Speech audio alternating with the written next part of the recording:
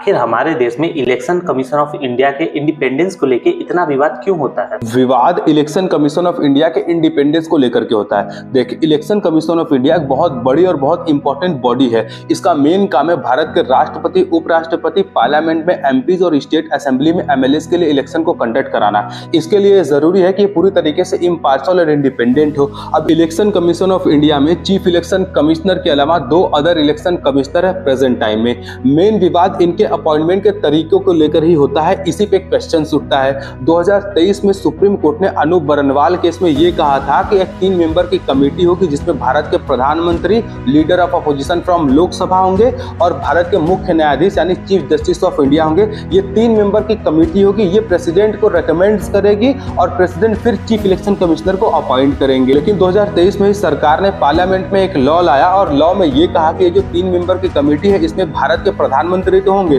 Leader of opposition Lok Sabha के भी होंगे, लेकिन चीफ जस्टिस ऑफ इंडिया नहीं होगा। उनके जगह पे कैबिनेट का एक मिनिस्टर्स होगा। अब ये 3 लोग ही डिसाइड करेंगे कि कौन व्यक्ति चीफ इलेक्शन कमिश्नर के तौर पे अपॉइंट होगा। तो यहाँ पे मेन क्वेश्चन उठता है कि चीफ जस्टिस ऑफ इंडिया को क्यों हटाया गया, क्यों यूनियन कैबिनेट मिनिस्टर्स को सरकार ने लाया। कुल मिला के इलेक्शन कमीशन ऑफ इंडिया एक इंडिपेंडेंट बॉडी है, मतलब सरकार किसी भी तरीके से इलेक्शन कमीशन ऑफ इंडिया के काम में इंटरफेरेंस नहीं कर सकती। तो ये जो बिहार में 65 लाख लोगों की वोटिंग में गड़बड़ी इलेक्शन कमीशन ऑफ इंडिया ने किया है, इसमें सरकार कुछ नहीं कर सकती है। और विपक्ष इलेक्शन कमीशन ऑफ इंडिया पे क्वेश्चंस कर रहा है। सुप्रीम कोर्ट में ये मामला पेंडिंग है। सुप्रीम कोर्ट डिसाइड करेगा कि क्या करना चाहिए, क्या नहीं करना चाहिए। वैसे इलेक्शन कमीशन ऑफ इंडिया की लायबिलिटीज भी नहीं बनती कि वो इस चीज को सही करे।